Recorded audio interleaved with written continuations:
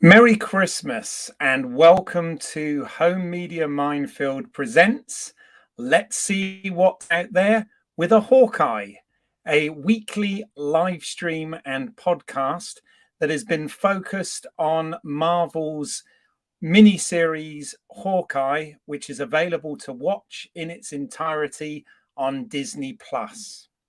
In today's episode, we're going to be discussing the season finale, episode 6, So This Is Christmas.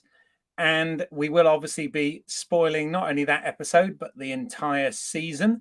And there will be references to other aspects of the Marvel Cinematic Universe as well.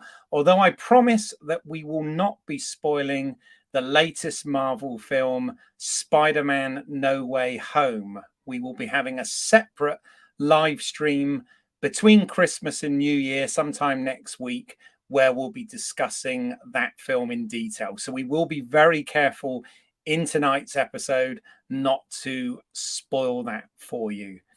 Anyway, if you're new here, welcome to the channel. Nice of you to join us at Christmas.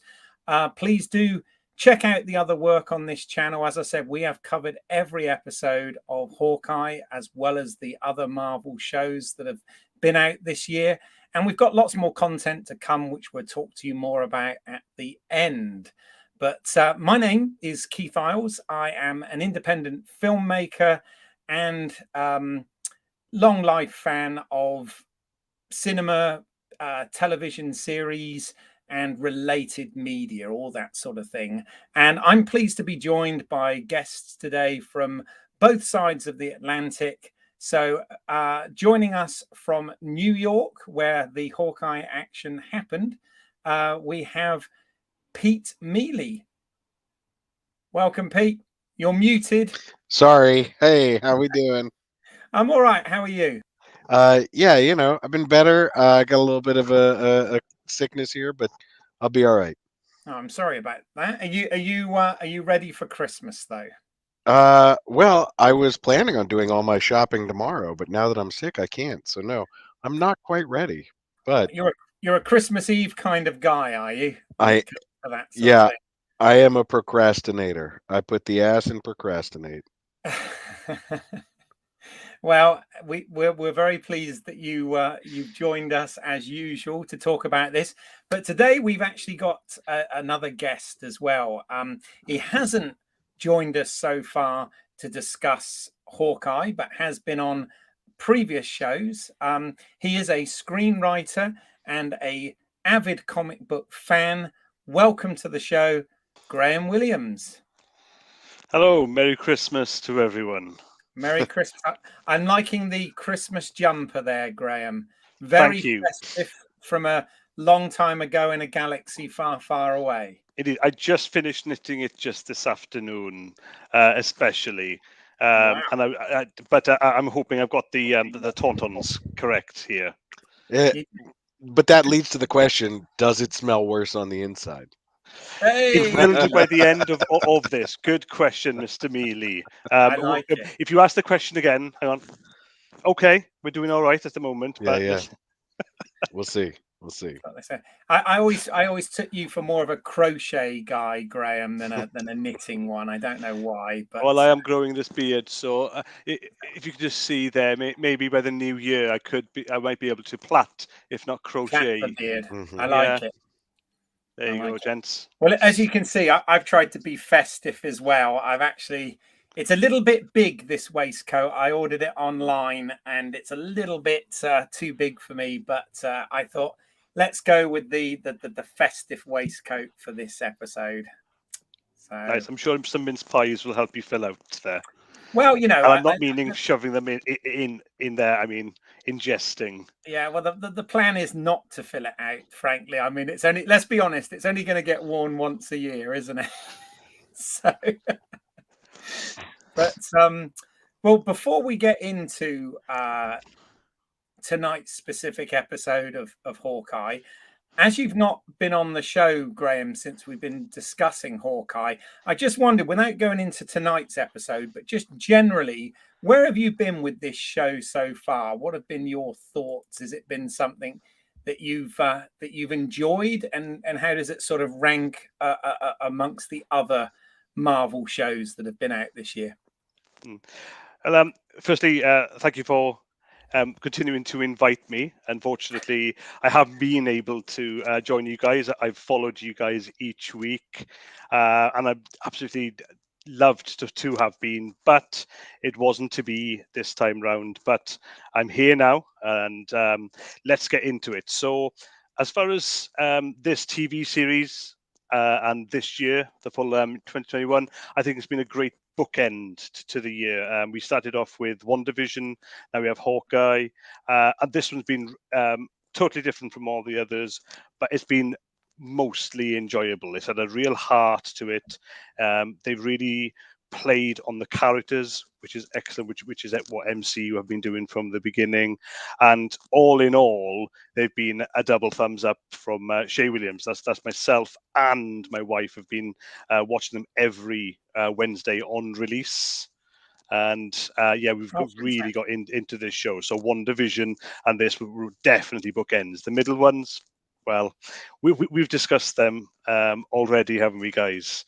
But yeah, genuinely everything from the relationships between Kate Bishop and Clint Barton to some other Marvel characters being brought in, and a whole heap of things we can talk about. Well, now and this evening, yeah, really has made us smile more than anything else. So yeah, really pleased with it. I know there'll be nitpicks, and I know we'll scratch beneath the surface a bit, but really pleased with where this is launching off a few characters too. Yes. Yeah, absolutely. And let's be honest, after the year we've had, we need things to make us smile, right? Indeed. Very important. And the particularly at Christmas Christmas aspect has been brilliant as well. They've kept it consistent. They haven't dropped it and gone, oh well, it was a bit of a fad. You know, maybe we'll do it for the first 2 or 3 episodes. No, that they've kept it through. So it's definitely helped make us a bit more, or feel a bit more festive anyway. Yes. No, for sure. Okay, well, as we normally do with these things, we give you a quick recap of the episode, just to bring you up to speed in case you need a refresher. So let me just get our appropriate slide up, and yeah, Pete, do you want to take it away? Here we go. Bishop's mom asks Kingpin if she can get out because she's worried Kate will get involved. Kingpin says no. Mama says she has an insurance policy, and then there's some drama. Maya comes to the Kingpin and says she's 100% back on board with the Kingpin. So sorry for the trouble. Can she just have a few days vacation? Kingpin says no problem. Just update your out of office email. And she leaves, and Kingpin says to her sort of boyfriend, time to kill them all.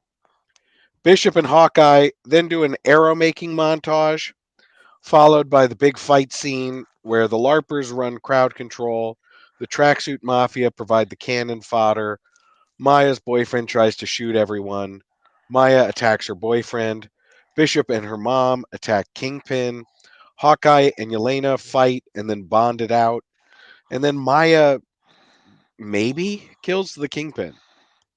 Then we wrap it up with an arrest for Bishop's mom and Kate and Hawkeye making it back to the farm for Christmas.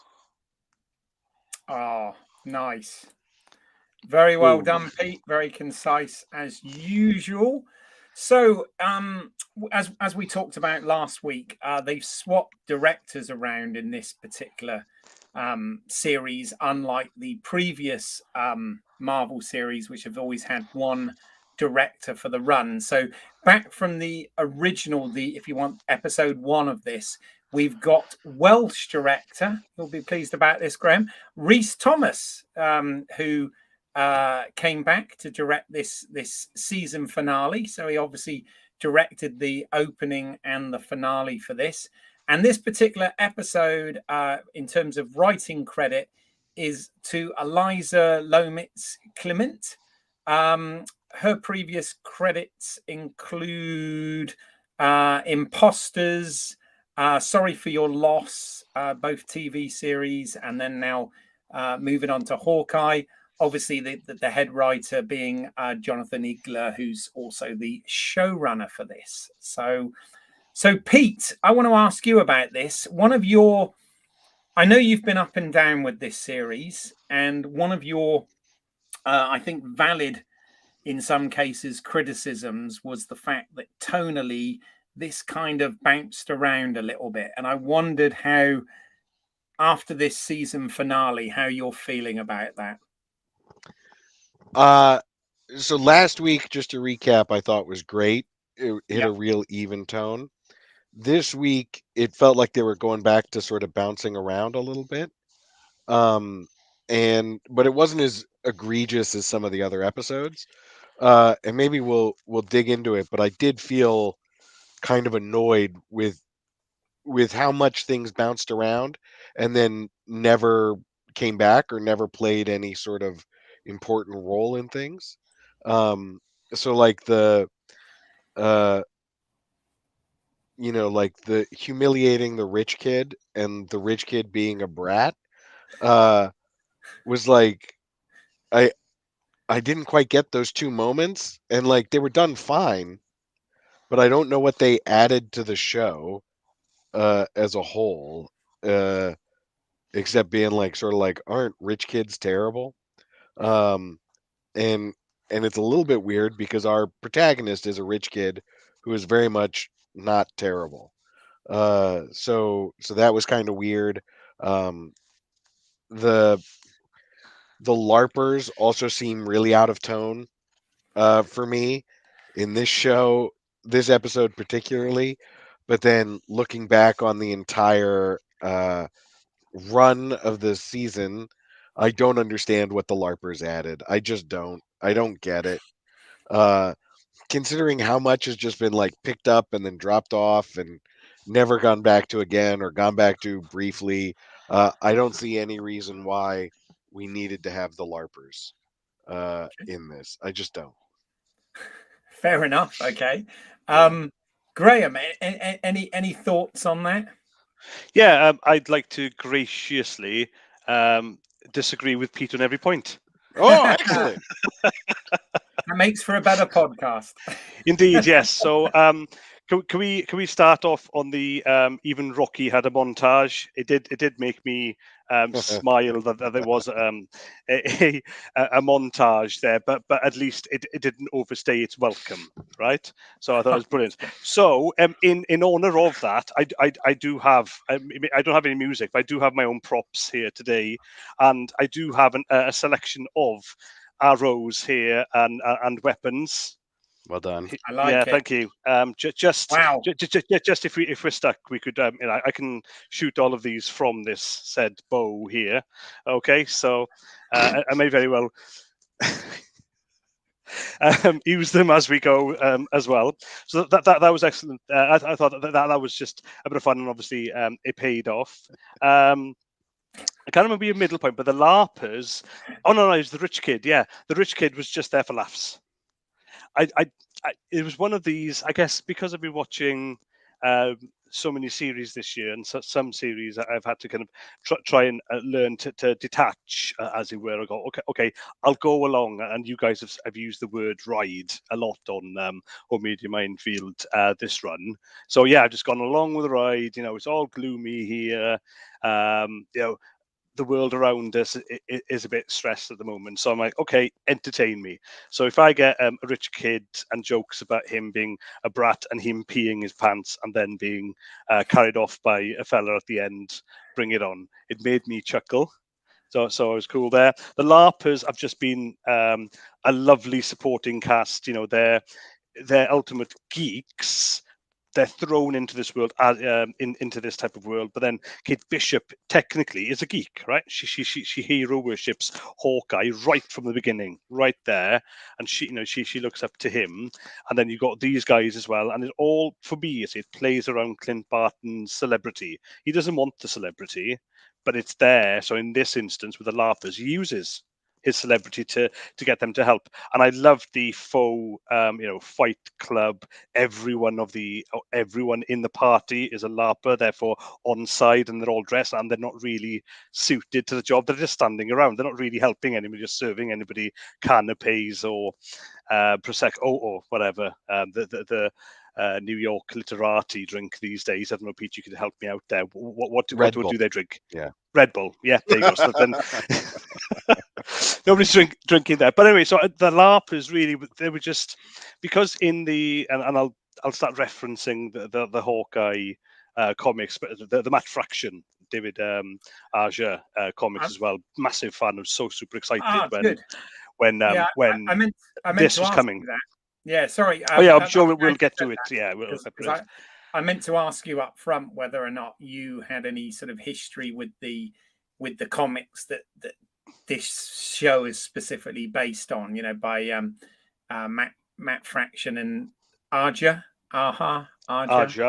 Yeah. Soft J, and Matt Hollingsworth as well, who's the colorist on it as well. There's a triple billing on the actual comics, the comics run, right, up until about 2015, and then the Kate Bishop standalone comes out then, which isn't those fellas. Okay. But then, so for me, Pete, Keith, the LARPers were just, because they were honest to goodness people of New York, who just happened to be in this group who meet at weekends, get dressed up, and the fact they get dressed up at the end as well. I was hoping actually from that though that they dressed up maybe as Marvel characters, but of course that'd be out of character, because they had to dress up as they're LARPing, they're fantasy characters, and they were effective from that. So again, it was just warm to the heart. I think this one thing this series has had is a real heart, and even with Tony Dalton, then Jack becoming a bit of a buffoon in this episode, that he's been there. He's been, as the Watch has been, a bit of a MacGuffin, a bit of a red herring to help us through as well. So yeah, so there's Rich Kid, LARPers, everything else. And if you had any other points, again, I'll disagree. I'll fight you for them. Yeah, no, it's all good. It's all good. I must admit, from my perspective, overall, I enjoyed this, but I felt, from a production point of view, and I don't know whether any of you guys thought this, but this episode in particular, to me, felt like that it had gone through some reshoots, some additional dubbing sessions, some ADR work, and I thought overall this episode and the script for this episode could have done with another pass. I just feel that there were a few cracks around the edges. I'm not saying it's not well made. Of course, it's a well made show and a nicely produced show and looks great. But I don't know whether you guys felt that. I just felt that there were a few bits there are a few lines where I was like, that was clearly added afterwards. And then there was a few like sort of jarring edits, and I just sort of thought overall it's almost like the whole thing needed a polish before it went out. I agree with the edit. There were in the fight, especially the Kingpin Bishop fight at the end, there was a bit there, but again, I'm forgiving them for having fun with it. Yeah, no, forgiving. By the way, sorry, have I got a delayed reaction? Do I seem like sort of? Yeah, okay. Sorry, hey, Pete. On 3, we'll just jump at the screen and frighten him and see when Keith reacts. Okay. 1, 2, 3. Oh no! Oh, no. Yeah, it's delayed. Yeah, it is. Yeah, Isn't it? no, definitely delayed. No, it's all right. I've been having, for some reason, everything I've done this week technically has not been up to par. So apologies if you're watching and it's distracting. So I need to look at that for the new year. But anyway, yeah, sorry. Yeah, so I did feel that, and but that did not take away from my enjoyment. I still thought that this was a very enjoyable episode and a fitting end to the season, and generally speaking, I was fairly happy with all of it. I can obviously nitpick it, but No, yeah, they've done on this particular one slight similarity with One Division, where they've had a lot to do, and they've tried to crush it into the 6 episodes. And the first point is with the again, what I mentioned earlier is the other Marvel characters who may have not have necessarily been in MCU or have only recently been introduced to us through the IPs of MCU as well. So they've had to do that. They've they've really amalgamated, as I mentioned, the Hawkeye series, the comic series from about 2012, Mass Fractions one, some other elements from classic Hawkeye as well. There was Swordman, Jack Duquesne, for instance. They've done that. They've also now, we know, brought in the other Marvel studio, the Netflix. They've brought that in as well. So to do that and mix it all together and still have a coherent story, which we've unfortunately we didn't see with Falcon and Winter Soldier. Unfortunately, they just didn't get the right blend, the right pieces together. I thought they've done really well here. And again, to make it 6 and to push there and to keep, in my eyes anyway, consistent through the 6 episodes and keep Clint Barton at the heart of it. And I think that they've done a really good job there. Yeah. Mm-hmm. Pete, I was feeling you wanted to jump in with something there. So I was sorry, I was taking notes. Where exactly was it? Which one specifically? It was every single last one I just made. No, it was when Graham mentioned about other characters from the Netflix show. That's right. That was okay. I made that note in a different area because I was gonna tease our Spider-Man, right, and just say no. Okay. Let's save that for the one on that show, because that's kind of potentially. Nope, enough said. Yeah. Anyway, tune into our Spider-Man discussion for no reason. Yeah. Okay. That was number 1. And then the other thing you said that I wrote down was that the New Yorkers, the New York LARPers just seem to be like so perfectly New York for you.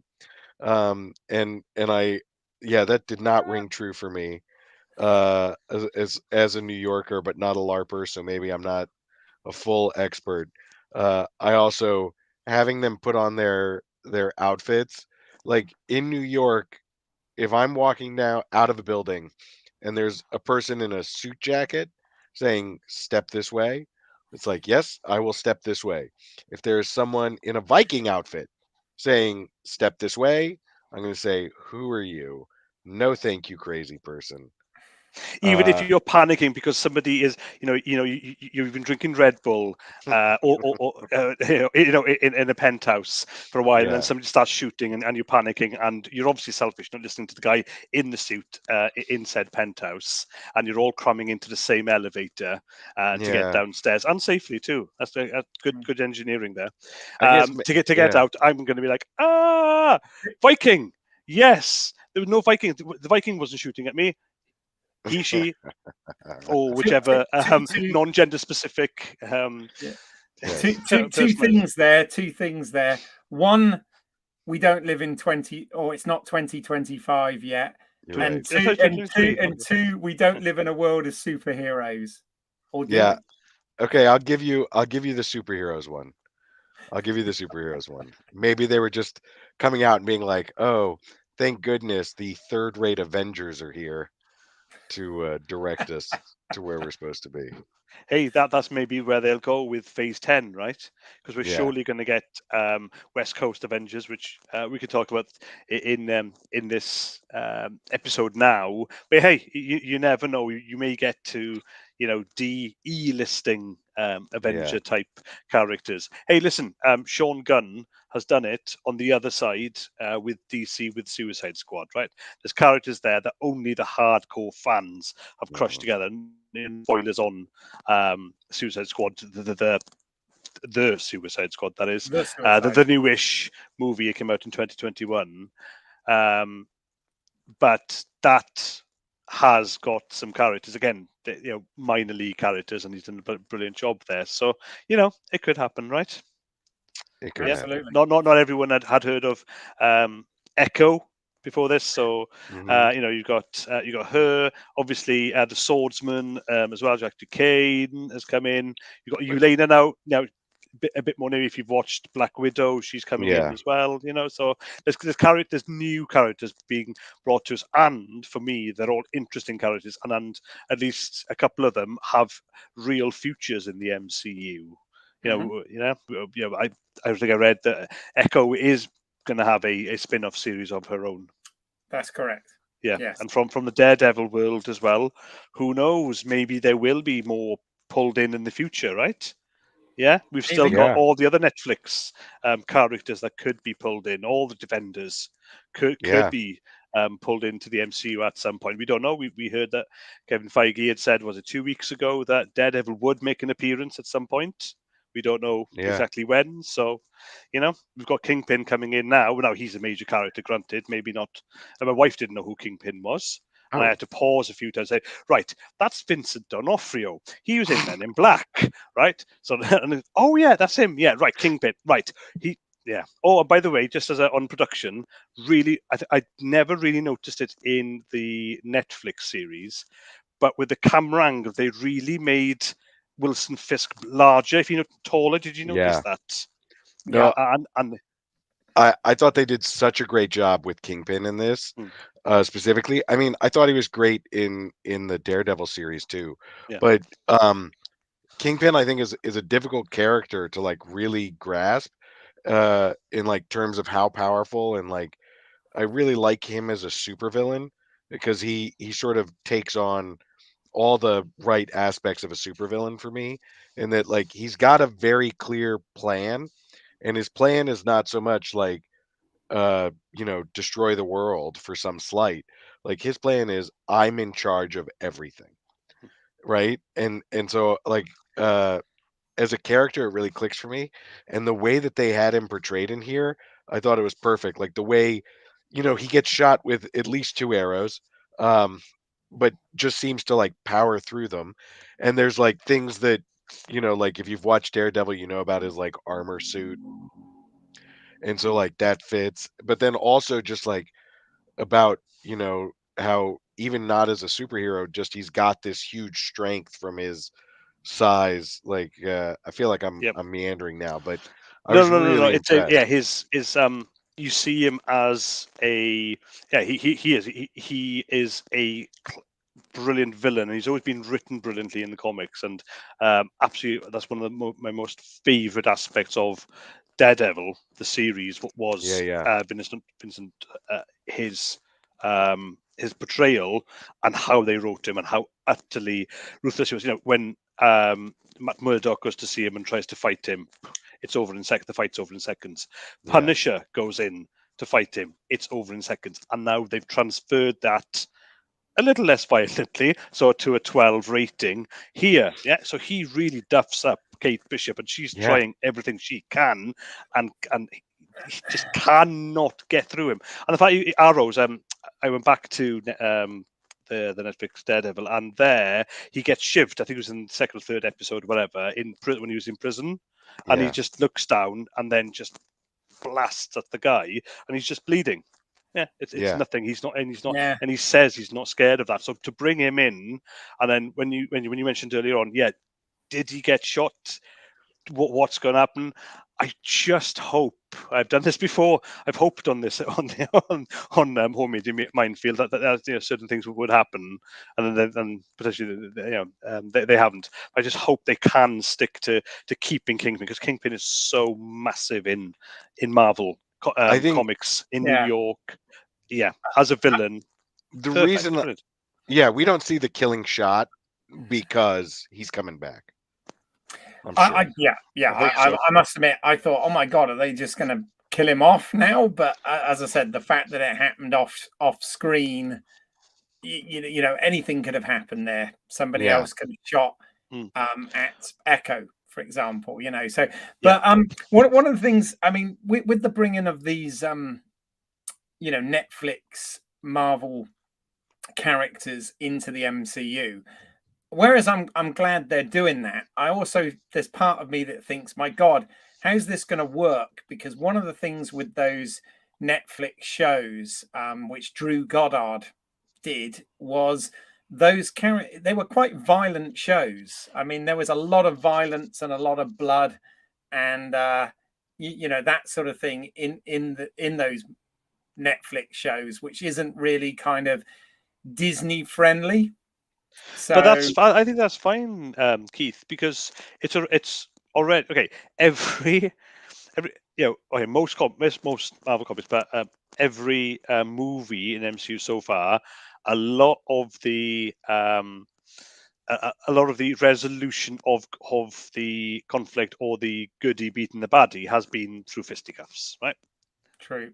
Or Tony Stark's laser hands and what have you, or Thor's hammer, Mjolnir, right?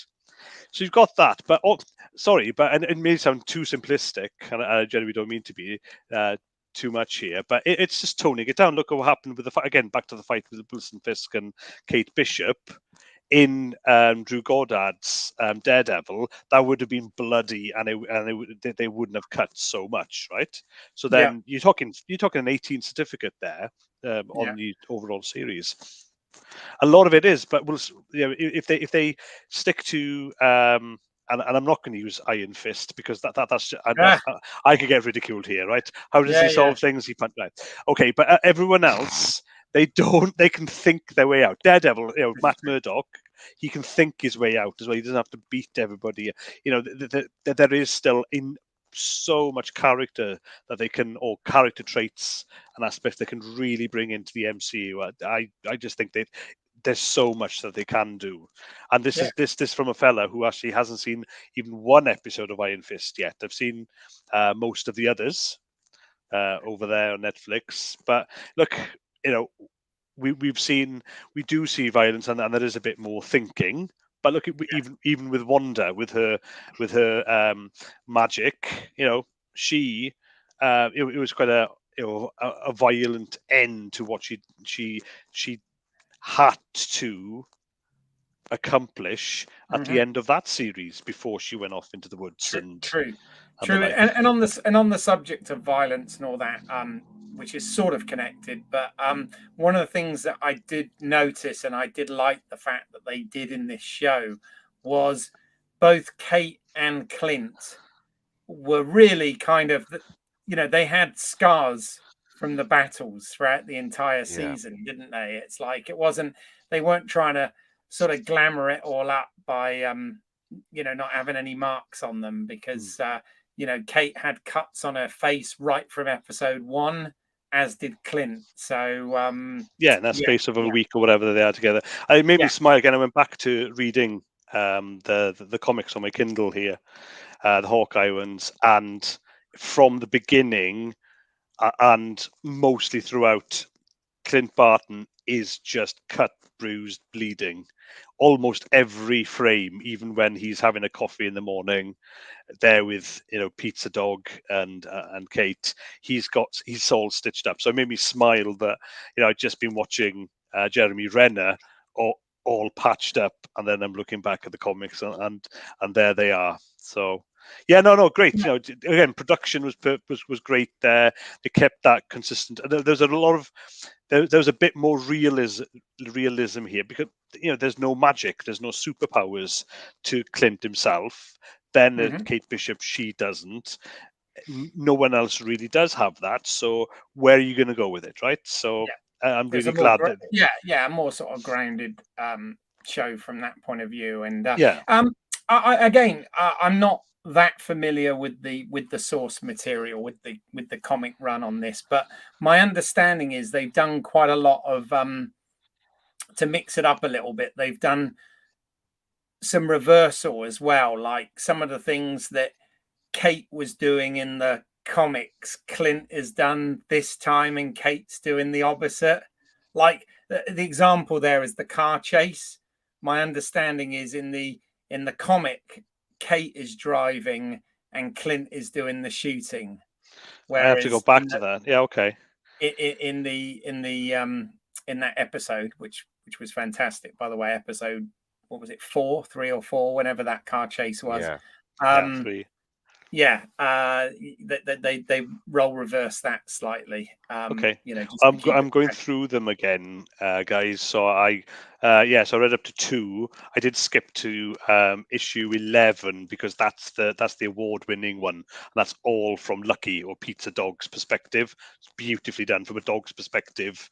What's happening in their lives, and it can't. Obviously, the dog can't understand all the dialogue. So obviously, it's low on dialogue too, so that was great. So I did want to. So I'm gonna have so much fun now over the Christmas period, just going back through from 3 onwards, because it's such a short run as well.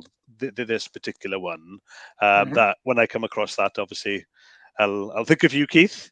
But yeah, there's lots of things that have come from it, and things that were impossible to do because they had to keep it consistent with MCU. So Clint is married with the family right off the bat, Mhm. so he's not a loser. Yeah, the fact that he is an Avenger and everybody just mocks him. It's not. It can't be the same with this, because he is a hero after all.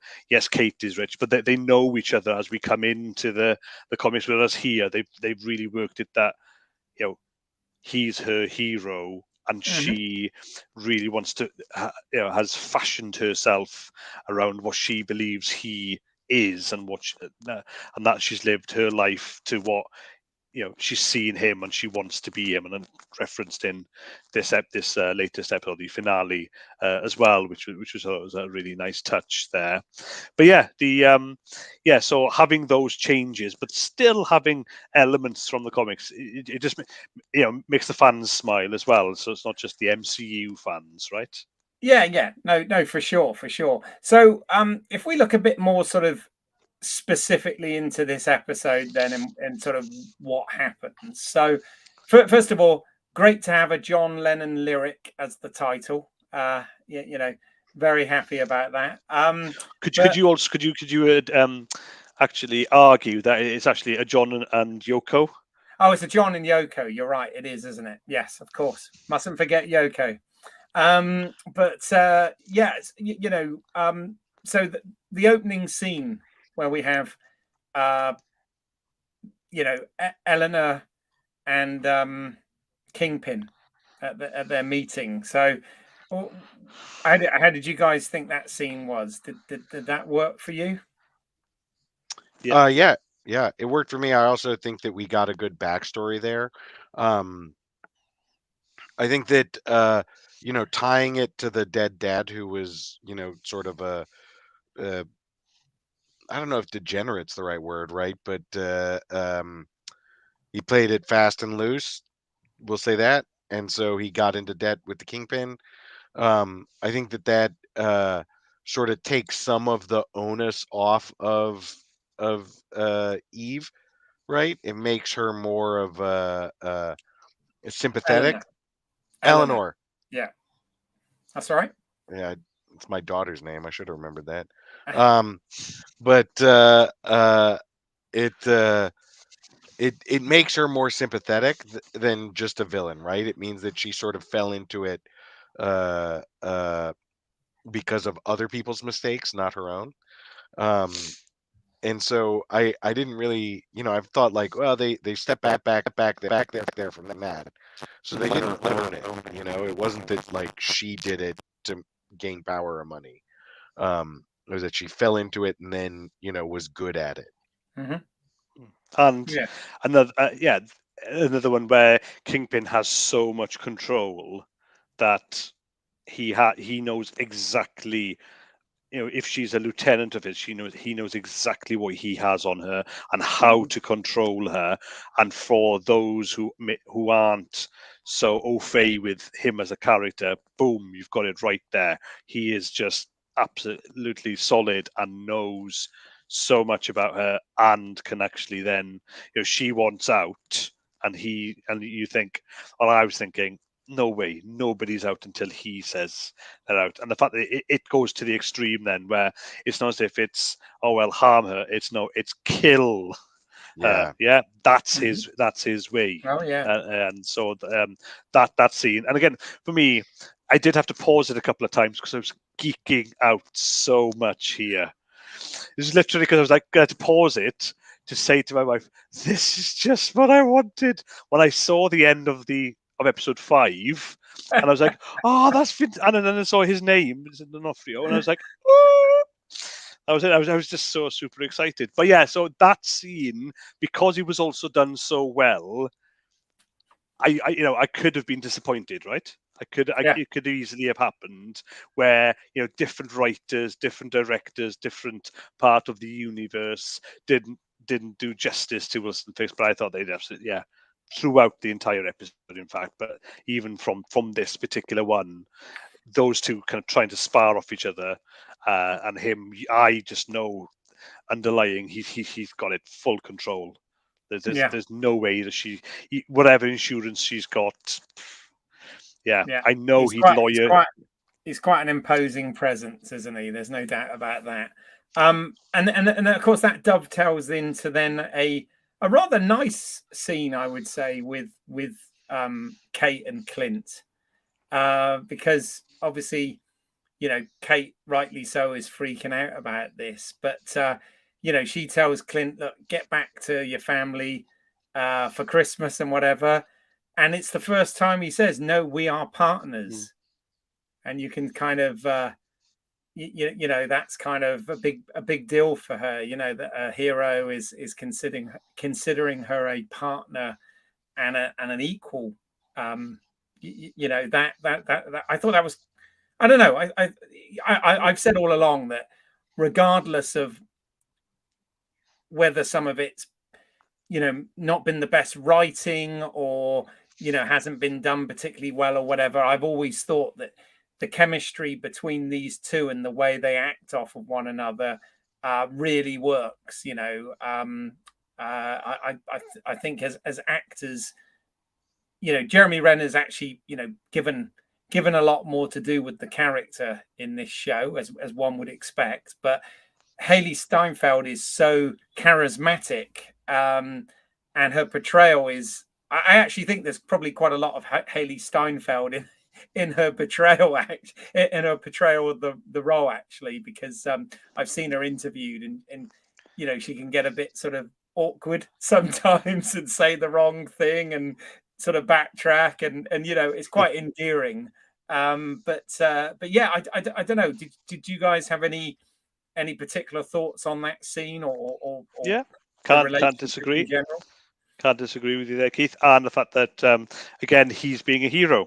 That's something that's been throughout this, because his family was there at the beginning. Then they're going back to the farm, and it's Christmas, and he has to get back. But actually, he's hero sacrifice, right? That's one of the traits of a hero, that you sacrifice, and he did. But he saw what was the right thing to do, not the selfish thing to do, and that again came through in that scene. Listen to you guys on previous Home Media Minefield. I think regardless of high standard writing or slightly lower, it's been Haley Steinfeld and Jeremy Renner's performance, regardless of what material they've given, to really bond, and then, as a duo, as a double act, as a a buddy. series, these two have done brilliantly, and another one. So you had a two-header in the first scene, with Wilson Fisk and Eleanor Bishop there, and then you get onto these two as well. Completely different tones, as it were, but still worked. So worked for me. Pete? Yeah, no, I Yeah. mean, likewise, Vera Farmiga and Vincent D'Onofrio in the previous scene as well. Yeah, fantastic in a totally different way. But yeah, sorry, Pete. No, I was just going to generally agree and not add anything specific. Okay, fair enough. Well, then, as I said, I might be missing a few plot beats here, but the next when do we thing get to the montage? That's now, right? I've got to get my props out again. Yeah, to get your props ready for the montage, indeed. But then of course, in fact, does the montage come? I guess the montage comes before because they get invited to the party, right, at the Rockefeller Center. Yeah. And we see we see some of the tracksuit mafia as well getting in position for this. And I wondered, is that a Star Wars reference, do you think, there where he says Red One standing by? Oh, it has to be. It has to be. Yeah, yes. I was going to say it would have been better if it was 5, but hey, Red One. Should have been Red One, I'm going in. But anyway, that's something. But they're not the brightest of guys, these fellas, comic or TV series anyway. So, no, it still works there, Keith. Yeah, they have some funny banter. That whole thing came up about, what was it, with the girlfriend going to see Maroon 5? Oh, yeah. Right at the end of his fight scene. Oh, wait. Yeah, so that was cool. Yeah. And then, of course, we get the... So is the montage before or after this, where they're preparing the? It's before the party. It's before the party, right? So that's where they have we see there's Stark Tech, there's Pym Tech. They label everything, which I believe is a callback to the comics, right? With the diner tape labeling. Is that right? When I go back through, I'll remember again. It's been a few years, so that's another treat to get through. It wouldn't surprise me. That's cool. So yeah, so they prep their arrows, and then they turn up in their evening wear, tuxedo, very, very, very black dress and a tuxedo, both of which could conceal other costumes, maybe, which was good. And then we get the bit with the annoying little kid, who was the party now, at the party, But this party again, back to the fun element.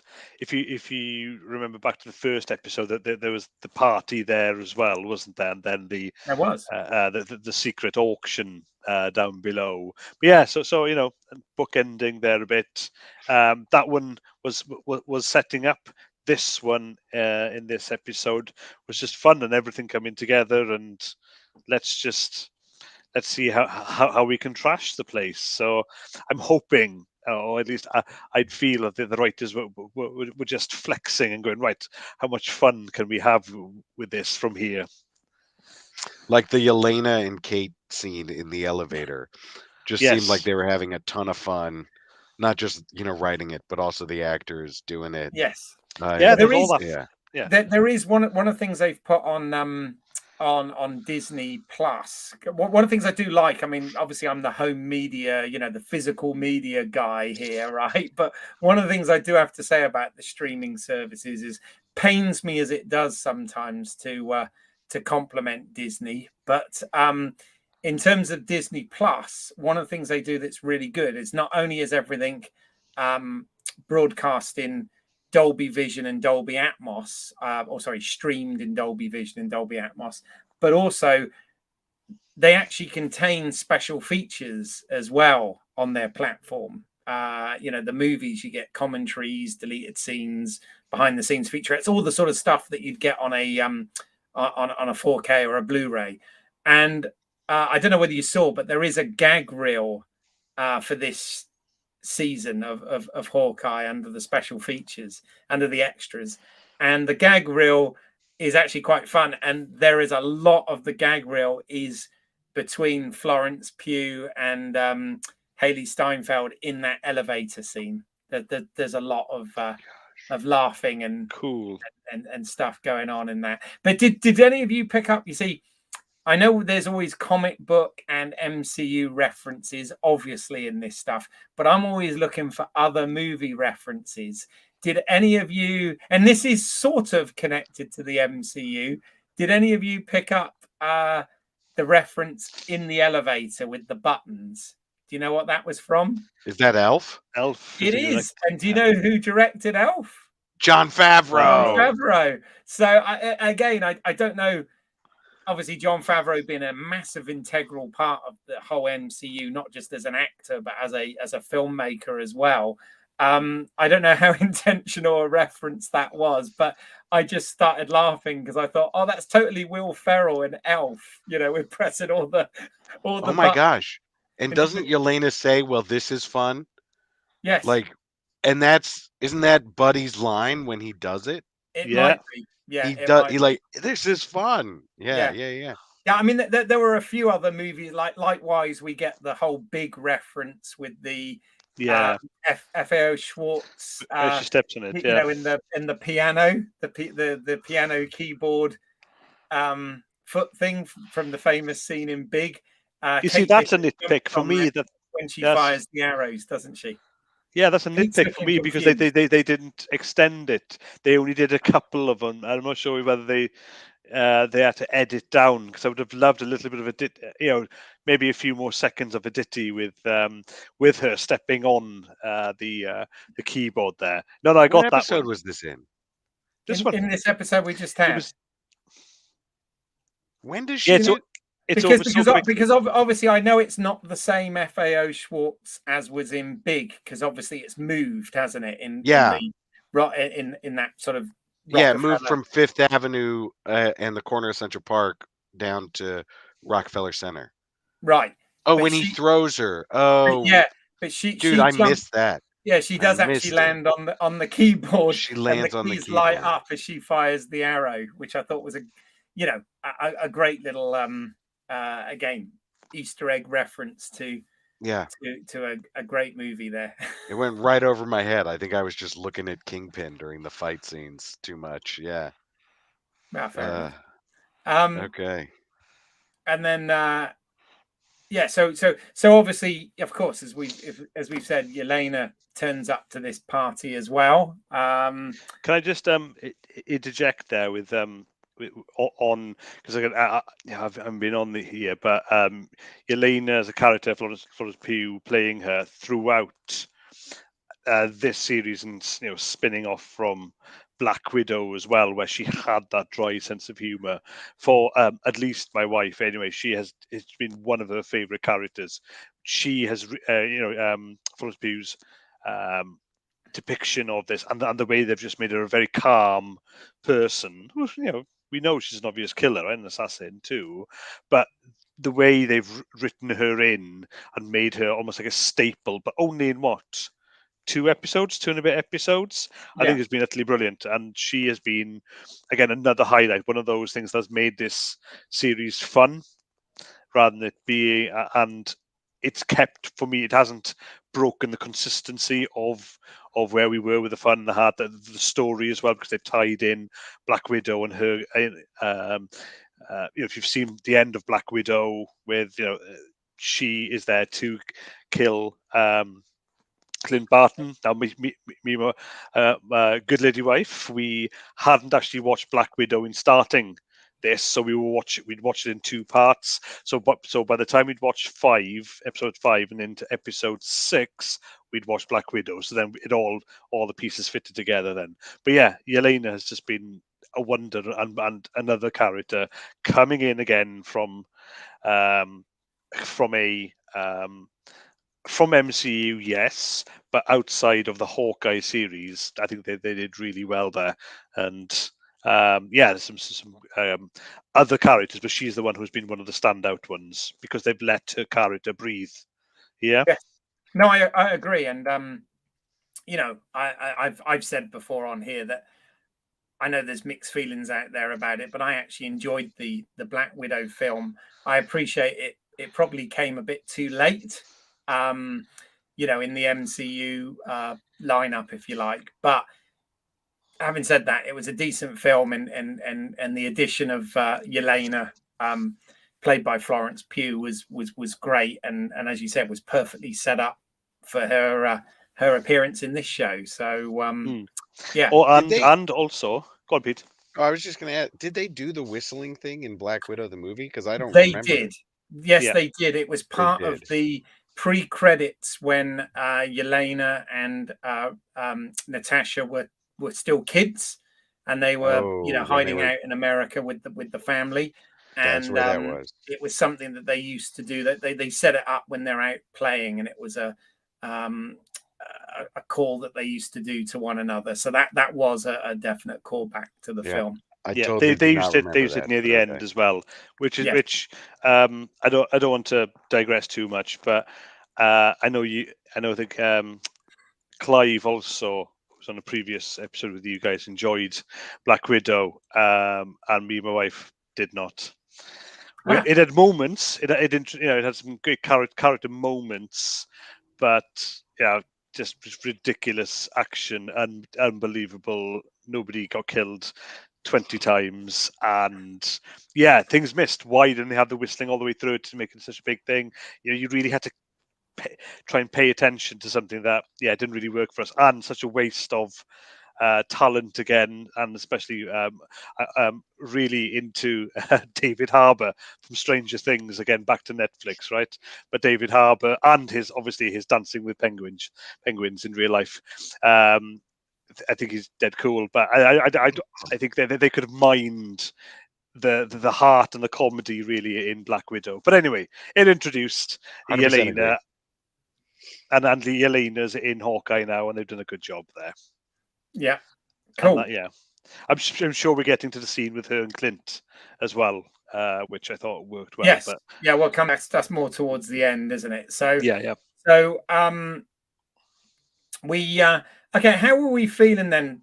Because obviously Kate and Yelena have quite an intense, but also quite a humorous fight through the offices during that, which, as I said, is kind of silly in places, but there's also a few bits which I'm like, ouch, God, blimey, that was kind of uber violent and whatever.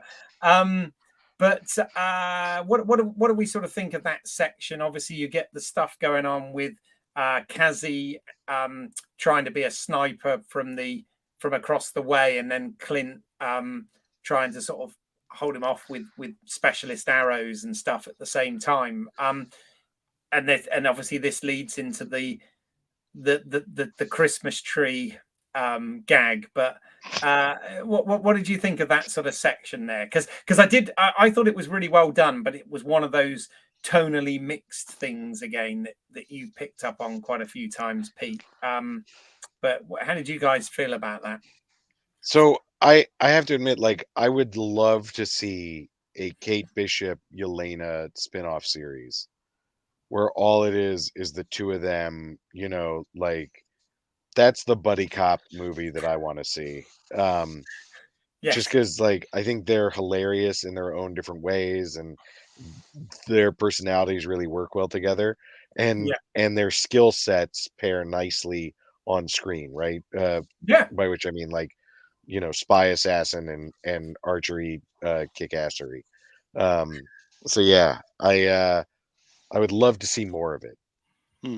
Well, we again may have our wish come true, Mr. Mealy, because we've got West Coast Avengers potentially, right? We've got She-Hulk being lined up. We've got Ms. Marvel being lined up.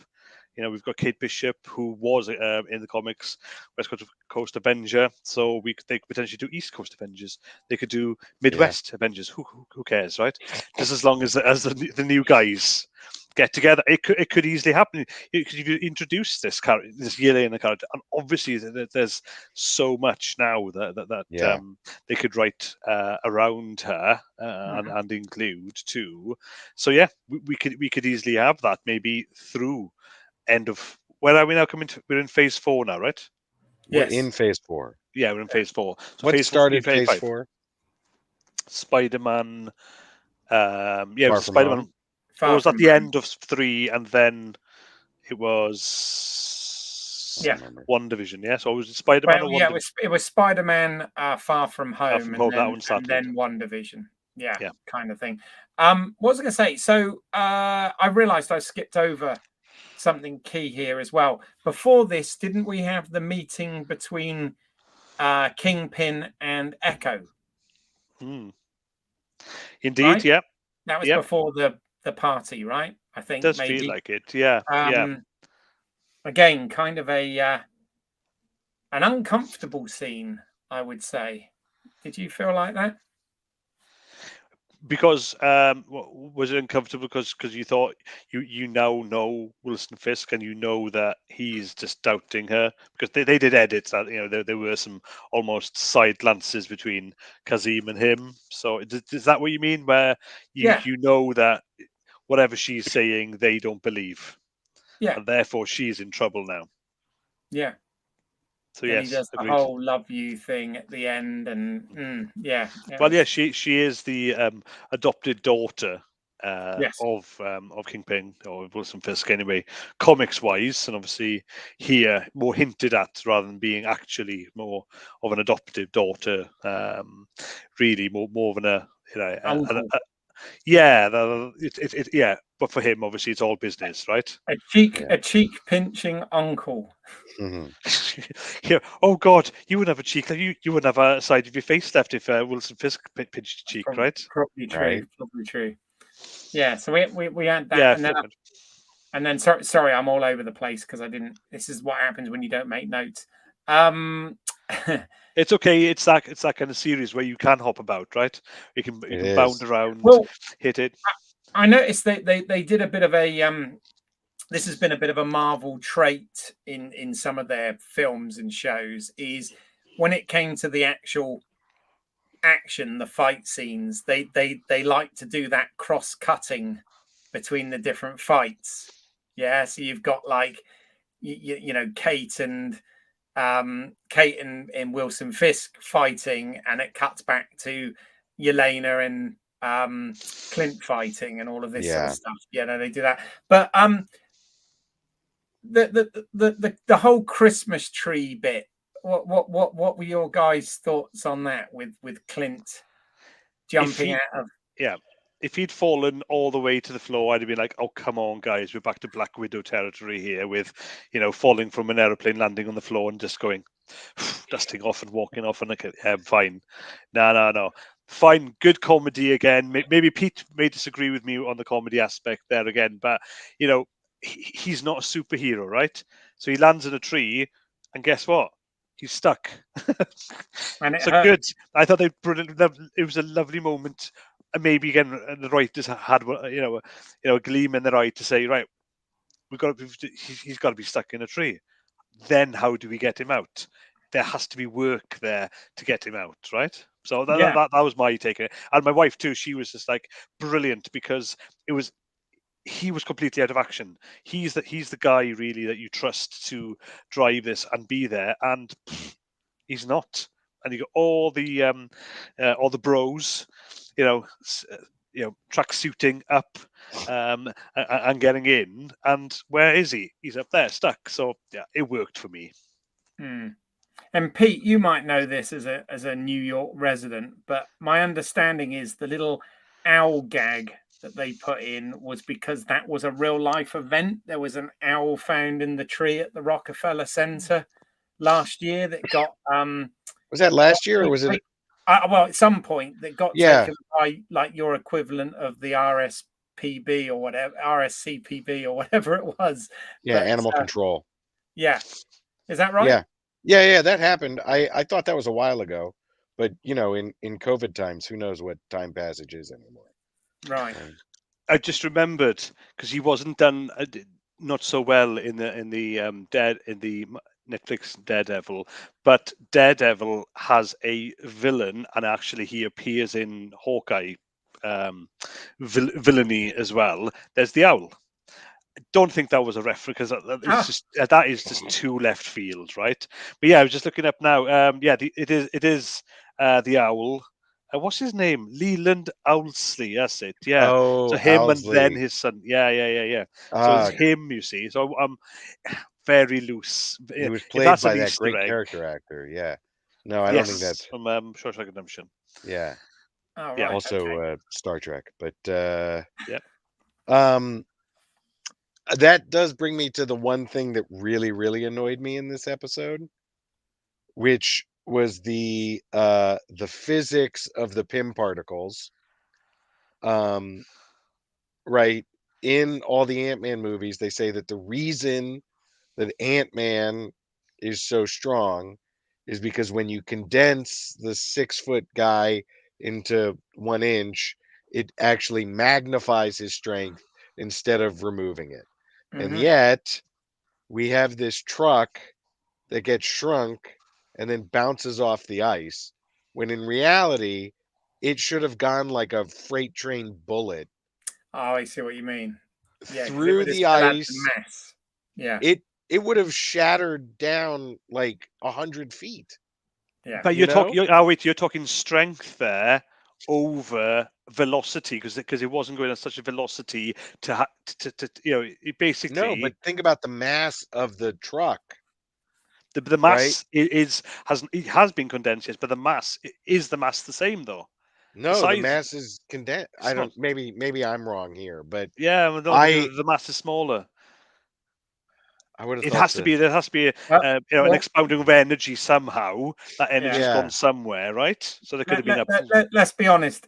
Even if we're right or wrong in the context of the Marvel Cinematic Universe, but let's be honest, this is ridiculous No, anyway. oh, God damn it, Keith, we've got to be correct. Come on, me and Peter on physics here now. Yeah, Come on. it is the one thing that really annoyed me, but to that extent, whenever Ant-Man goes giant, it also annoys me because I'm like, hey, that should work the other way too.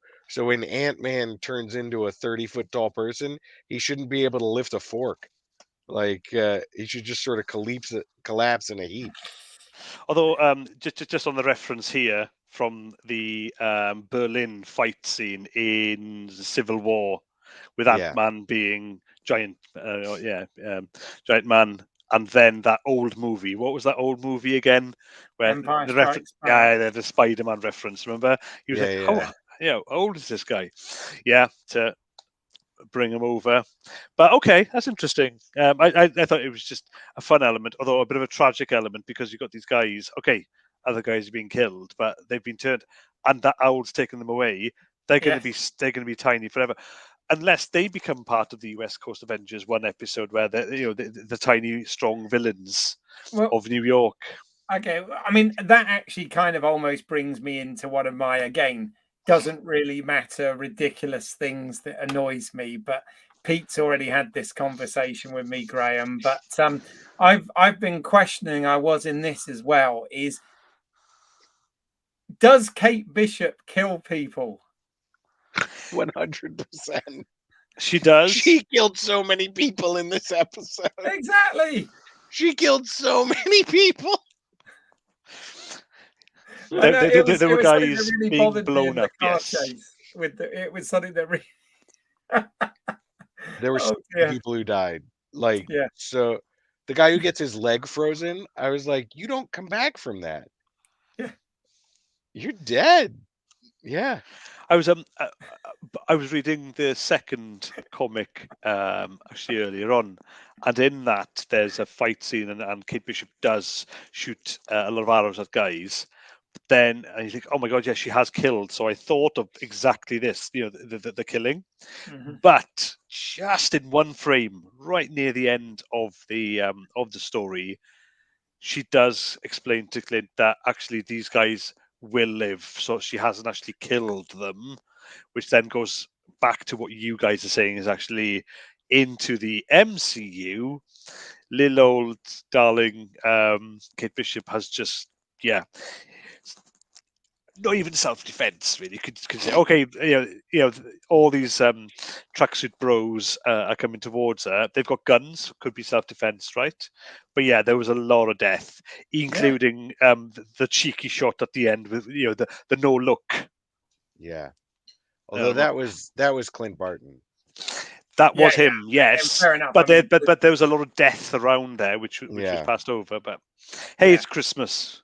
Which We does forgive make him. you wonder. Christmas is a time for killing. Chris, That's like a John McClane. Oh, that's dear. what I was gonna say. I guess I won't even get into that because that upsets people, that whole argument. It has the But line "Ho ho ho." I Now did I have a machine gun. That's exactly. a Christmas I movie. did think one of the things I thought was silly, as a man here talking about this stuff and pointing out things he thinks is silly, but the getting Clint down from the tree, I kind of rolled my eyes at a little bit, even though I appreciate Kate's skills with the bow and arrow, but yeah, it just kind of felt a bit dumb. But As someone who has had to hang large scale Christmas decorations, and so like the way they have that tree is it's got those support wires on it. From a practical standpoint, if you snap 2 of those support wires, that tree's coming down without the acid arrow. They could have just fine, left it. Yeah. fine. But for how long? Because they didn't have like 10, 15 minutes. Again, we're back to physics here and Yeah. timings. Would it take too long? And then he's just like, "Oh no, I don't have my watch. That's Yeah. the MacGuffin here. Damn, right? Okay, you got to get me down." Yeah. Right. So I'm all over that, Keith. There you go. Kate saves Hawkeye. So she saves him, she helps him too, and it's all part of the partnership. Yeah. So he's in a bind. She helps because effectively she's the one who's been in the bind throughout the series, and he's the one who's come to the rescue. So if you want to play it that way, if that helps you, come over to our side. Yeah. And agree with us, then by all means use that one. No, that sounds good. I want to make sure that we don't miss anything. So we need to talk then about the Clint and Yelena Oh yeah. fight and resolution. How are you guys feeling about that? Warm and fuzzy. It was a heck of a tonking, and I really did appreciate, because I thought it could have get a bit dull. The cross cutting you mentioned earlier, right? So you had 3 fights going on at the same time, and I thought that they did a good job, because it may not have been able to work, right? Because you were cutting two away from action, but I thought it was just paced right, and for her then to really get at him through emotion now, not on her contract, yeah. So it wasn't just about her getting some money to kill this guy. They tied it all into Natasha, right? Her sister. That if you know, one of the good aspects of Black Widow was that it was their relationship, and how they weren't real sisters. They weren't, biological sisters, but they'd been brought up as, and really close bond there. And she wanted to hurt this guy who she'd been told, falsely, we know as the audience, right, that he'd killed her. So to get round to that resolution in some way was a really tough thing to do as writers and the rest of the creative team. But the whistle helped, and they really played into the Clint character, and Jeremy Renner knocked it out the park. Just really understated acting. I thought it was brilliant. So really worked for me. This is obviously on reflection. I've only seen the episode once. If I go back to it, I hope I don't change my mind. But yeah, I just thought it was that, and Echo. Unfortunate, for her being attacked and having to kill her boyfriend, him there. All of that.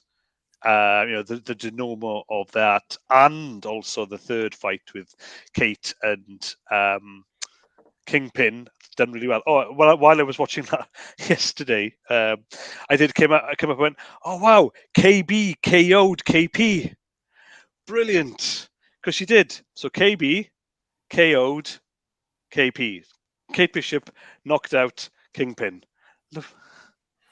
Great, Graham. I'm really pleased for you with that one. Super excited over that one.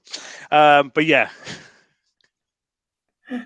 Back to Yelena and Clint. Yeah, wonderful. I thought it was done. So over to you guys.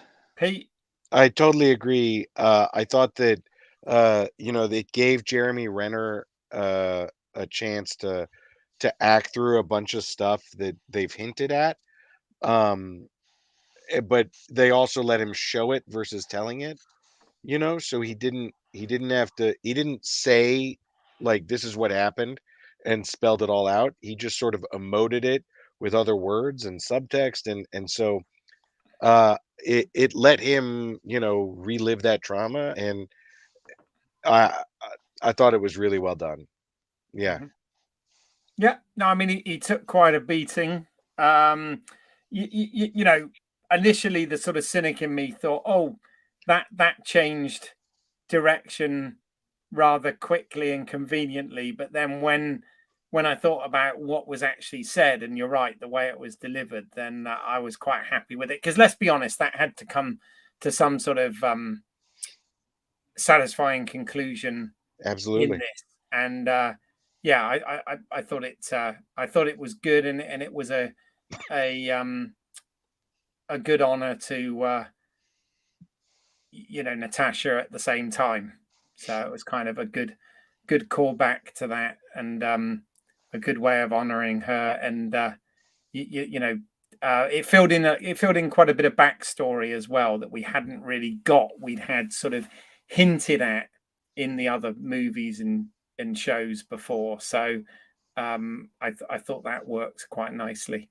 So while we're on that, before we'll do them in sort of in the KOKP or whatever thing you were doing. So so we had obviously Clint and Yelena there. I think we should talk about Kazi and Echo or Lopez, or that thing. I mean that was quite upsetting, because clearly from what she said or mined, was they the idea was they were going to do things together, right? And she said about running away together, and his loyalty was more towards Kingpin. I don't know what were your kind of thoughts on that bit? Uh, well, so I've never bothered to learn his name, right? I think all through these 6 episodes, I've just referred to him as Maya's sort of boyfriend. Um, so my engagement with that character has obviously been pretty low, and it felt somewhat formulaic, but it was like, this is how we're going to wrap up this section of the story that we've been telling, and so, like, I feel like it was over quickly, and that was the right thing to do. Yeah. Graham? No, I thought it was quite upsetting. Yeah, it did wrap it up. Yes, I thought he was a character that could bloom. It could really fill it, in other, maybe in the spin-off or other series of Hawkeye potentially. But yeah, it was a shame. But because they'd had, whether boyfriend, girlfriend or not, they still had the strong bond, and he's the one that we heard a lot of what they were saying. So obviously, brilliant to have brought in a deaf character as well, and to really blend her in, but also give her some real emotional depth as well, and a tie into Ronin. But and again, they were allowed the time after, oh sorry, just before the fight. Then they were allowed the time to emote, to be able to understand him a little bit better, that he was the one who couldn't let go of his life. She was trying to. He's the one who instigated the attack. She defended. She killed him, and it was a sad end for her and his relationship as well. So for me, that one was not as heartfelt, granted, because we've got a lot more investment in Clint Barton from his relationship with Natasha. But I thought these two, because they had been so close throughout the series, it ended it, but it was sad for her. Obviously, that's going to affect her a lot more, which then obviously led on to the Kingpin scene later on, a few minutes later in the episode, right? So Mhm. yeah, that for me worked well. Mhm. Now I have to say, props to Aliqua Cox, who plays Maya in this, because you know, as a deaf person and having to act with signing like she did in this, it still so got the emotion across. I was like, wow, you know, there was some damn fine acting going on there, is what I'm trying to say. Yeah, I was pretty impressed by that, and I think she will make a really interesting character, an intriguing character to have her own spin-off show. Totally So agree. I'm kind of glad they're going there, and I'm interested to see more. And I think obviously I know we haven't got there yet, but her showdown with or her end there with Kingpin kind of you know, foreshadows that, I think. But the other fight, obviously the Kate Kingpin fight, I love the fact that the resolution of that was a callback to the trick that Clint had taught her with the coin, and the fact that she used one of Kingpin's signature cufflinks for the, because the cufflinks, particularly in the Daredevil shows, were a big deal, weren't they? There was a Yeah. meaning to it, for the character and whatever. I did kind of like, it was a bit of a sort of fist pump moment when she does that, wasn't it? Yeah, it was brilliant, and that one, the flick of a coin comes from direct from the comic as well. But yeah, no, Right, right. a nice tie-in. You're right, to the cufflinks and her being able to do it correctly as well from the Yeah. whatever episode it was, 3 or 4, that he was teaching her to do it, and she eventually got to do it. Now she had to do it in a pressure situation. Yeah, it was. Mhm. Yeah, I enjoyed. Again, there was some harsh editing in that scene, but nitpicking aside, again, it was a showing the brutality of this man from a physical perspective. But the guy was just pissed off with her. You've got this brat of a kid, and he just wants to just go, and he's just getting annoyed and annoyed and annoyed at that. I thought brilliantly done, because it could have just been a bit of fisticuffs and that was it. But actually, again, they let that fight scene have a bit more breathing space for the character to be there, right? Yeah. For him to just snap the arrows, to just go, enough already. You're annoying me. Yeah. I loved Yeah. it. So, Yeah. that's what it was. Hey, you never know. Maybe the foreshadowing of the brat kid who peed himself in the Hamptons what was for this scene, right? Where, it Yeah. could have been. We could be reading too far into it, but Just maybe. And I think we do need to mention, because this bit's kind of going to be easy to skip over, but we should mention that we had some swordmaster skills as well in the escape from the Rockefeller Center. Yeah, we had. Yes, on He guard. came in kind of a tiny bit, but he came and redeemed himself from being the sort of faux villain Red herring. buffoon, uh, to actually having, an active part in that, in helping Kate. Yeah. Absolutely, and Tony Dalton, never heard of him before. Better Call Saul. If you've not seen it, Yes. he is Yes. Yes. absolutely just so menacing, Yeah. so supremely intelligent as a villain. Yeah. And here, then, he was a bit more of a buffoon. But for the comic book fans, maybe they loved the fact that he was Hawkeye's mentor, the Yeah. swordsman, but actually not in this instance. And yeah, great to have Tony Dalton just have an ending, right? Because Hmm. Jack Duquesne and the character to have some form of ending and be that red herring. Again, my wife was mentioning that she'd really enjoyed that aspect. She wasn't really digging him as a character, but then in turning him around to be not the villain, those Yeah. props there, most definitely. Yeah. And thanks for the shout out of Better Call Saul, because that is a frigging great show. I'm a big fan of that show, and yeah, and it Can't was wait for the new series. yeah, Again, we've got Netflix, right, guys? We've got Netflix being talked about a lot here, and we've got a Disney Plus happening. So these guys are borrowing. Well, at least Disney's borrowing from them. good Maybe work. a takeover imminent in 2023. Good work if you can 2022. get it. Good work if you can get it. But then, of Indeed. course, we also get Eleanor. Then is obviously arrested, and I did kind of like the exchange there. Is this what superheroes do? I think that was her line, wasn't it? Yeah, Arrest your yeah. mother at Christmas.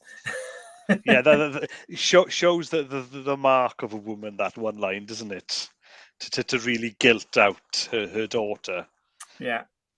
Yeah, who's had to sacrifice something and be a hero again. There was no, oh, you've saved the day, dear. No, you've got me arrested, which kind of makes you think back to the dad and their relation. What you saw the snippet before, in the first episode, that he could have been actually a bit of a rogue, but actually the good guy, and the mum really is the villainous one.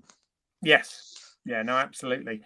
And then, of course, we get the Kingpin and Echo showdown, which we've sort of already covered, haven't we? Really, but I was for a second there though, like, oh my god, is he actually gonna, have they just introduced him into the MCU just to kill him off? Oh god, that'd be a waste. When they cut away, I thought, oh yeah, it's pretty obvious that's not what's happened then.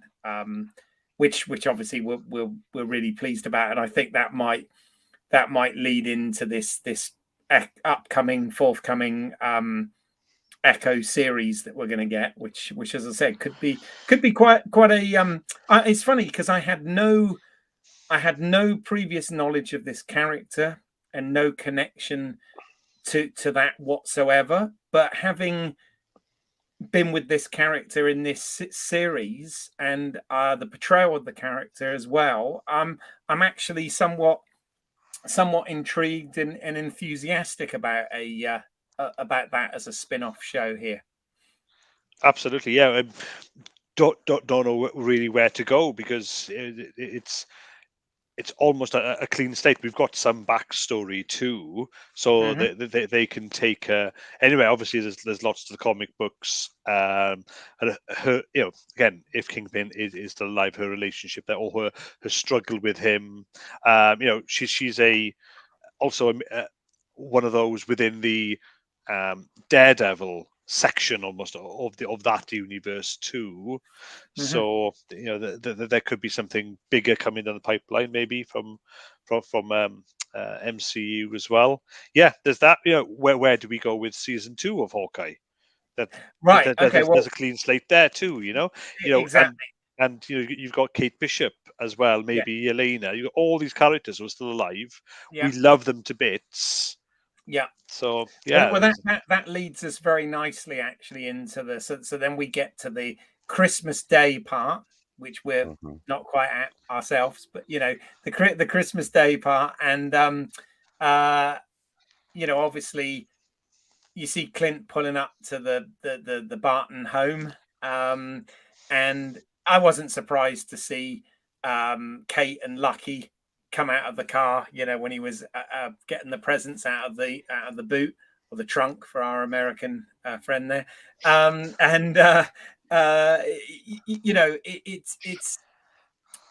that scene. Obviously, that was the heartwarming scene that we kind of knew this was going to end on. Clint getting home for Christmas, and I'm glad he did. I think. Much as I like to sort of sometimes go down the dark territory with this sort of thing, I think had Clint not made it home for Christmas, that would have been a bit sort of mean spirited in the sort of writing world with that. And it was nice that we got that. And then of course we dealt with this big MacGuffin, which I've still got some issues with, was this whole watch plot. The reason I've got a bit of an issue is that watch prop isn't. I'm going to sound sexist now, because with Rolexes, there are gents Rolexes and there are ladies Rolexes, and that prop definitely wasn't a ladies watch. And I'm not saying, as I said, I'm sure people will be like, oh, but who's to say that a lady can't wear a gent's watch? And I'm not saying they can't, but obviously we got the Shield logo on the back and the number 19. Now Yes. I did Google this because I was somewhat intrigued. And here's a question. So, Agents of Shield, okay, is that canon under the new MCU timeline thing?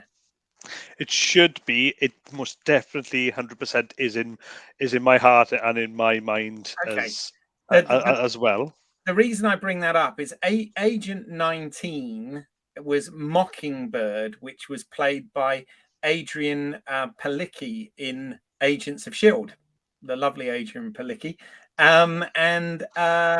So it was a character called Bobby Morse, which of course is not Clint Barton's wife. But does that mean that does this mean that Laura Barton was that Agent 19 and she passed it across to?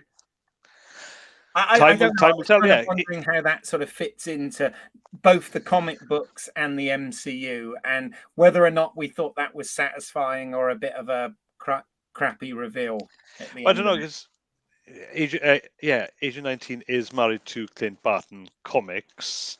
I completely forgot about Agent 19 in Agents of Shield. To be honest with you, about Adrian Palicki, Graham. I don't forget about her, even her role in John Wick either. But yeah, no, it did be for me. Agents of Shield, maybe apart from that, is, and I was thinking about this a lot this year because I went back and finished off the finale of this season 7 of Agents of Shield. I thought it was done wonderfully well. I'd really love for them to at least have some bridge back over to this MCU. Maybe that will come in the future because they obviously had Phil Coulson and you had Agent Hill as well, and a cameo from Sam L. Jackson as Nick Fury in the TV series there. But definitely, from the comics. So Clint Barton's wife definitely is Agent 19. The watch makes sense. A MacGuffin's a MacGuffin, right? It doesn't have to make the absolute set sense. It is the thing that somebody is chasing after all, and it has to mean something to somebody for them to be chasing. So the watch works. And if she's an Agents of Shield, why can't she have the big bulky one? The one with all the gadgets. Exactly. I'm not saying that non-gender specific watch that we're in a modern world. Then, I mean that's a mild nitpick, and it's only because I'm kind of like watches, but you know what I mean. I'm a watch guy. What can I say? But yeah, that's fine. Pete, any thoughts on this? Who watches the watches? Keith does. He got paid off, I suppose, if nothing else. And then of course that leads to, which I thought was quite well done here. So beginning of Avengers Endgame, which I liked, before Clint's family got dusted and snapped away. He and his daughter he's teaching her archery at the same target that we see in the last shot of this part of the show. And he even calls his daughter Hawkeye, right, when she hits the bullseye. Yep. And we've got this thing with again referencing other films. We had the Lady Hawk joke when she came up with that as a name, and Lady Arrow, and there's some of that though is actually her aliases from the comics. Oh, is it as well? I was reading, but yeah. So Lady Hawk, I giggled at that because of the movie reference. Yeah, the Michelle Pfeiffer. But then when I was looking more into Kate Bishop as a character, I went, oh, of course, yeah. So that she has a lot of aliases anyway, because she had has her own comic book as well, so it's a spin-off there as well. So all that was playing there, but Lady Hawk, why not have an extra Easter egg to play with, right? Yeah, but obviously the way that was kind of left was he was ready to give her that mantle, right, of Hawkeye, Yeah, is that? I Yeah. mean, that's how I read it. Did everybody else? I thought it was fairly obvious, but Yeah, I don't know. Clint can now stay with the family, properly retire, and Hawkeye, because in again back to the comics, the Matt Fraction etc. comics, she is also Hawkeye because Clint Barton tries to peel off away from being an Avenger and just have a quiet life, and she actually takes the mantle of Hawkeye. So if that's the way they're going to go, then yeah, it's going to be her series. Then yeah, then Right, and away we go. then of course we get Rogers the musical with "I Could Do This All Day." The number, In full, right? yeah. Fully explain all What that. what did you guys think of that as a sort of mid credits scene? Oh, Pete's. I loved it. Uh, the guy who's conducting is Mark Shaman, and he's A composer, yes. and he's like, I don't know. I've always looked up to him. It's like he's just hilarious. Composer, writer, does a lot of stuff, and so he wrote the musical, Right. the fake musical, and so that was fun for me to see him actually part of the MCU, and I thought the whole musical hit the perfect tone of sort of ridiculous Broadway craziness. Yeah, I loved it. Yeah. Yep, it put a smile on our faces. It was camp and That's the word. cringe-worthy, but again, And it had a heart, incorrect. right? Incorrect, because Ant-Man was there. It was Yeah, incorrect. Yeah, well, Hulk was just wrong too, and yeah, again, it was camp, right? And I would have been with Clint Barton walking out from the show there. Okay. Well, you've answered my next question then, because I was going to say, as Graham, as a man who likes a bit of theatre, likes going to see shows and everything, I just wondered Yes, indeed. whether you would go and see Rogers the musical if No. it came out.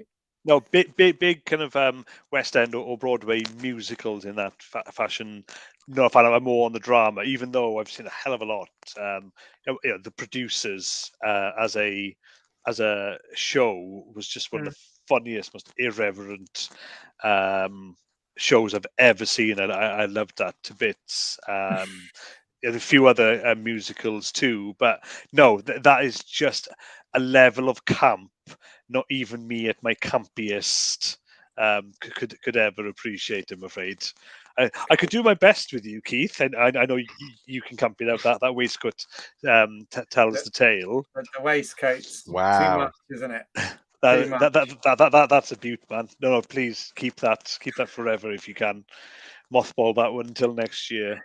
But no, I wouldn't go to see it if I'm honest. My daughter would love to, and I may go, and I may have to go. I would go and maybe duck off to the bar for a couple of hours. Yeah. She'd love it. What about you, Pete? Oh, you know me and my devotion to all things Steve Rogers. I would go see it. Yeah. Love it. Well, listen, I realize this show, a bit like this episode did, was longer than the standard ones, I noticed, but we've gone way long on this. So before we sort of finish up, I just wondered, any I'm sure we've missed loads, but any other things that you specifically want to say about Hawkeye the series, or that you want to mention, or that you want to speculate, or any of those things? No speculation from me. We've talked a lot about it. It Marvel have now given themselves, almost like fresh new ground to work in. I know Pete's, you've said about the sandbox, haven't you? They're playing in it, and for you, it's been with other things like Loki and the other series as well. It's been great for you. So nothing there. No, if there's going to be more musical numbers. We've had What If this year with the animation and them really, just expanding into multiverses, which they'll go as well. If they're going to go into musicals, maybe I'll switch off there. But Keith, you haven't answered your own question on whether you also, as a guy who goes to the theatre, as well. Would you go see Rogers the Musical? Probably not, to be fair. But no, it was kind of. I did giggle though at that scene. That had the desired effect. But It did. But yeah, you're right. Marvel have really, with these shows. I mean, there has been that sort of debate about the shows don't really change anything, so that the film continuity will continue without the shows being too major. But I do think that if you look between the different shows and the animated show and this, they have sort of played in that sandbox and experimented a little bit, which is all good. And I think even though this may have been, well, Pete, I'm sure your final comments will sum this up, but even though it's been a bit tonally over the place, I have to say, as far as a Christmas-based Marvel show focusing on one of the characters that we, didn't get a lot of time in the movies, and introducing, this great new character and reintroducing some of the other characters, I actually think for a 6-part miniseries, this kind of hit the spot really, and was quite fun and Christmassy. So yeah, what about you, Pete? Exactly. I don't have that fondness for Christmas nostalgia that I know you and other guests have had. But I like how they were playing with this one, and I think that we can't overlook how much good there was in this, and how many good scenes and moments there were here. Sure, maybe they didn't fit all neatly together, but I liked it. Cool. All right. Well, okay. So Graham, anything you want to, where can people find more of your work, or do you just want to talk about what you're working on as a conclusion? Sure. Okay. Yes. So, working on my first novel. It's called Where the River Bends. So I used NaNoWriMo, which is a great not-for-profit global. It's a month of writing this. I used that this year to get through my second draft. We're working through to finish that off early 2022, and then get that. So when I've got something to get out, because the ultimate aim is to publish that, but I've also been able to work on a couple of other story ideas as well.